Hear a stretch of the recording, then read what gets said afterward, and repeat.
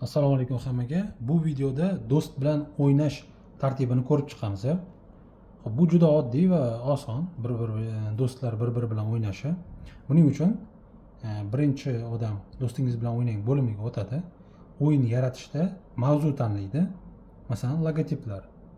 Bo'ldi, o'yin yaratildi. O'yin kodi 5133. Ushbu kodni do'stingizga yuboring. O'yinchilar ro'yxati hammasini mana ko'rsatib turadi o'zi. Xo'p, ikkinchi ulanmoqchi bo'lgan do'stingiz bilan o'ynang bo'limiga o'tadi.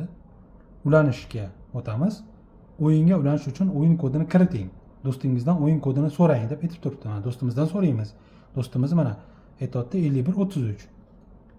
O'yin kodini kiritamiz 5133. Ulanish.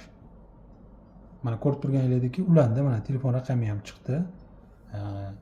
Xo'p, bu o'yinda do'st bilan o'ynashda 5 tagacha odam ulanib bir-biri bilan o'ynasa bo'ladi, ya'ni musobaqalashsa bo'ladi. Xo'p, boshlashni faqat o'yin yaratgan odamgina boshlay oladi. Mana ulangan odam o'yinni boshlay olmaydi. Faqat ikkita bo'lsanglar bo'ldi. Mana ikkita odam boshlamoqchi bo'lsanglar, boshlash tugmasini bosamiz. Boshlash. Mana o'yin boshlandi. Bo'ldi. O'yinda davom etaveramiz. Birga bemalol musobaqalashib o'ynaversanglar bo'ladi mana.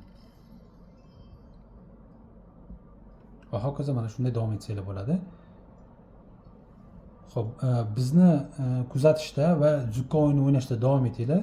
Keyingi videolarda yana ham yangicha videolar qilib sizlarga ma'lumotlar berib borishda davom etishga harakat qilamiz. Sog' bo'linglar.